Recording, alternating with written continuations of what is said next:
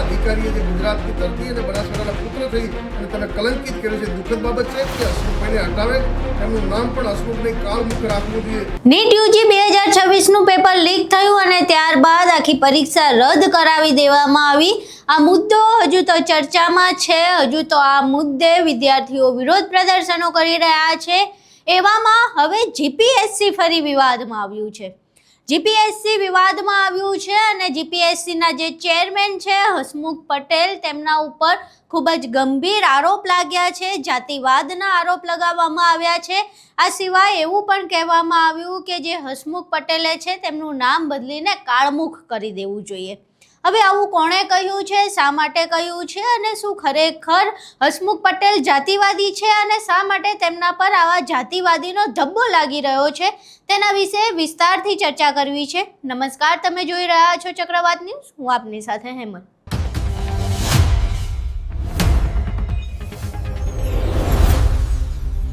જીપીએસસીના chairman એવા હસમુખ પટેલ અવારનવાર ચર્ચામાં રહેતા હોય છે, ત્યારે હવે ફરી એકવાર તેઓ ચર્ચામાં આવ્યા છે. આ વખતે ચર્ચામાં આવ્યા છે કારણ કે કોંગ્રેસના નેતા એવા ઠાકરસિંહ રબારી દ્વારા સીધી રીતે હસમુખ પટેલને જાતિવાદી કહી દેવામાં આવ્યા છે. ત્યાં સુધી તેમણે કહી દીધું કે હસમુખ પટેલે તેમનું નામ હસમુખમાંથી બદલીને કાળમુખ કરી દેવું જોઈએ, કારણ કે તે જીપીએસસીના ઇન્ટરવ્યૂઝ છે તેમાં વિદ્યાર્થીઓ સાથે જાતિવાદ કરીને અમુક જાતિના વિદ્યાર્થીઓને જાણી જોઈને ઓછા માર્ક્સ ઇન્ટરવ્યૂમાં મૂકવાનું ષડયંત્ર ચલાવી રહ્યા છે.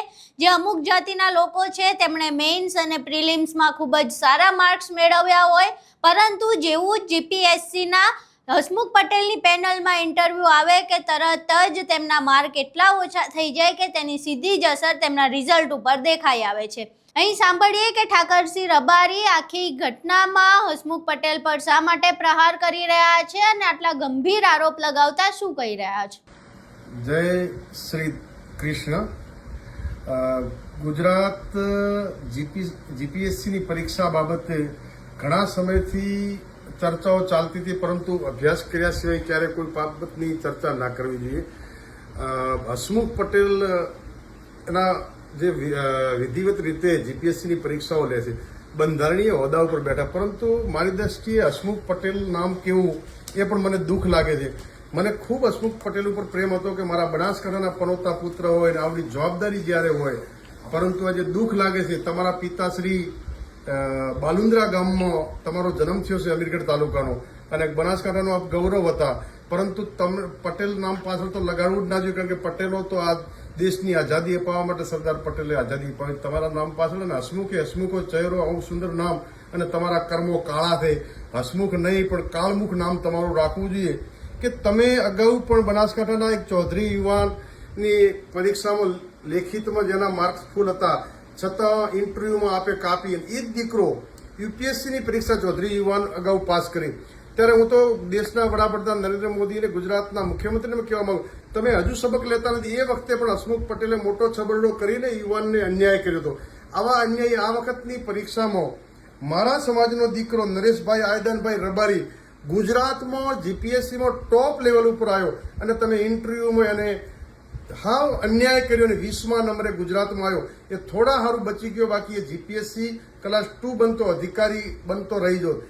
તમે ઈબીસીમાં પણ અન્યાય કર્યો. ઈબીસીમાં આવતી બીજી કોઈ પણ કોમને નથી લીધી. તમામ વિદ્યાર્થીઓને જેના 64% 65% હોય લેખિતમાં, અને એને તમે 10% ઇન્ટરવ્યુમાં આપી દો, અને જેના 39% હોય એને તમે ઇન્ટરવ્યુમાં 90% આપીને આ ગુજરાતની ધરતી, અને તમે બનાસકાંઠાના પનોતા પુત્ર હતા એનું મને ગૌરવ હતું.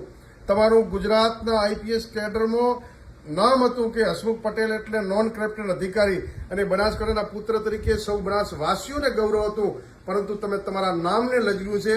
હું ગુજરાતના મુખ્યમંત્રી, ગૃહમંત્રી અને તમામ આજે દુઃખ લાગે કે સંરક્ષક ઓબીસીના પ્રણેતા, ઓબીસી એસસી એસટી માટે ગુજરાતના મુખ્યમંત્રી તરીકે રાજીનામું આપી દીધું હતું માધવસિંહે, પરંતુ ઓબીસી એસસી એસટીને અન્યાય થવા દીધો નહોતો.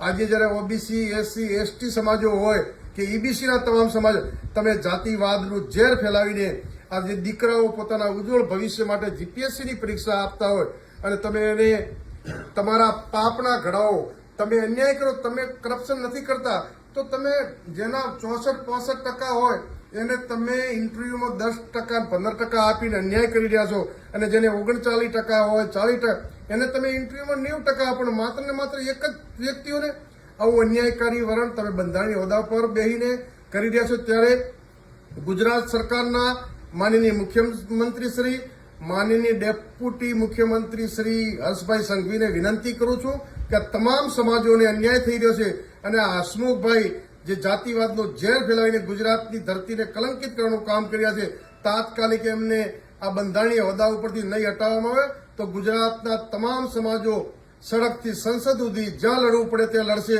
પરંતુ આ તમામ દીકરાઓ જ્યારે પરીક્ષા આપતા હોય અને એમના જિંદગીના અરમાનો રોળી દેવાનું જે પાપ કરી રહ્યા છો, એનો મતલબ તો તમે જેને 40% વાળાને 39% વાળાને 90 ઇન્ટરવ્યુમાં આપો છો 90 ગુણ, એનો મતલબ તમે કરપ્શન કોઈને કોઈ દ્રષ્ટિએ કરતા હશો તો જ આ રીતે 90 ગુણ આપતા હો. બાકી જે લેખિતમાં ફર્સ્ટ નંબરે હોય અમારો દીકરો આયદનજીનો દીકરો ભાઈ નરેશ, અને નરેશને તમે આખા ગુજરાતમાં લેખિત પરીક્ષામાં ફર્સ્ટ હોય અને ઇન્ટરવ્યુના માર્કસમાં તમે કાપી અને તમામ સમાજોનું અપમાન કર્યા છો. ગુજરાત સરકારને માનનીય મોદીજી તાત્કાલિક પગલાં લઈ અને આ બંધારણીય હોદ્દા ઉપરથી હસમુખભાઈને હટાવે. એમનું નામ પણ હસમુખ નહીં કાળમુખ રાખવું જોઈએ. આવા અધિકારીએ જે ગુજરાતની ધરતી અને બનાસકાંઠાના પુત્ર થઈ અને તમે કલંકિત કર્યું છે, દુઃખદ બાબત છે. તાત્કાલિક બંધારણીય હોદ્દા ઉપરથી એમને હટાવવામાં નહીં આવે તો ગુજરાતની જનતા જ્યાં લડવું પડે ત્યાં લડીશું. અહીં તમે ઠાકરસિંહ રબારીને સાંભળ્યા. હવે ઠાકરસિંહ રબારી દ્વારા જે આરોપો લગાવવામાં આવ્યા છે તે હસમુખ પટેલ પર પહેલી વાર નથી લાગ્યા. આવા આરોપો આના પહેલા પણ જીપીએસસીના જે વિદ્યાર્થીઓ છે, પરીક્ષાર્થીઓ છે, તેમના દ્વારા અવારનવાર લગાવવામાં આવ્યા છે કે મેઇન્સ અને પ્રિલિમ્સમાં ખૂબ જ મહેનત કરી હોય, પરંતુ બાદમાં જે હસમુખ પટેલની પેનલમાં જો નંબર આવે અને ત્યાં ઇન્ટરવ્યૂ આપવાનું હોય તો એવા ખરાબ માર્ક મળે છે કે આખું જીપીએસસીનું જે રિઝલ્ટ હોય એ ફેરવાઈ જાય છે. અનેક વખત સોશિયલ મીડિયા પર પણ પરીક્ષાર્થીઓએ એવા આરોપ લગાવ્યા છે કે હસમુખ પટેલ પોતાના સમાજના લોકોને વધારે પ્રાધાન્ય આપે છે અને અન્ય જે જાતિના લોકો છે તેમના સાથે ભેદભાવ કરે છે. ફરી એકવાર હવે નેતા જે છે કોંગ્રેસના એવા ઠાકરસિંહ રબારીએ પણ આવો આરોપ લગાવ્યો છે. એવામાં હજુ સુધી હસમુખ પટેલ દ્વારા કોઈ પણ સ્પષ્ટીકરણ નથી આપવામાં આવ્યું. છેલ્લા ઘણા સમયથી આવા આરોપ લાગે છે, તેમ છતાં હસમુખ પટેલ દ્વારા કોઈ સ્પષ્ટીકરણ નથી આપવામાં આવ્યું, ન તો જીપીએસસી દ્વારા આ મામલે કોઈ સ્પષ્ટતા કરવામાં આવી છે. એટલે ક્યાંક ને ક્યાંક પારદર્શિતા ઓછી હોય એવું લાગી રહ્યું છે. પરંતુ ઠાકરસિંહ રબારીએ જે પ્રમાણે બે ઉદાહરણ આપીને આખી ઘટનામાં હસમુખ પટેલ પર પ્રહાર કર્યા છે અને તેમને જાતિવાદી હોવાના આરોપ લગાવ્યા છે. હવે આખી ઘટનામાં ઠાકરસિંહ રબારીને જે આરોપ લગાવ્યા છે હસમુખ પટેલ પર, તમને શું લાગે છે આ આરોપો સાચા છે? શું ખરેખર જે પરીક્ષાર્થીઓ છે તેમની સાથે ઇન્ટરવ્યુમાં ભેદભાવ કરવામાં આવે છે? તમારું શું માનવું છે? તમારા મંતવ્યો અમને કોમેન્ટ બોક્સમાં જરૂર જણાવજો. વિડીયો પસંદ આવ્યો હોય તો વિડીયોને લાઇક કરજો, શેર કરજો અને અમારી ચેનલને સબસ્ક્રાઇબ કરવાનું ભૂલશો નહીં. નમસ્કાર.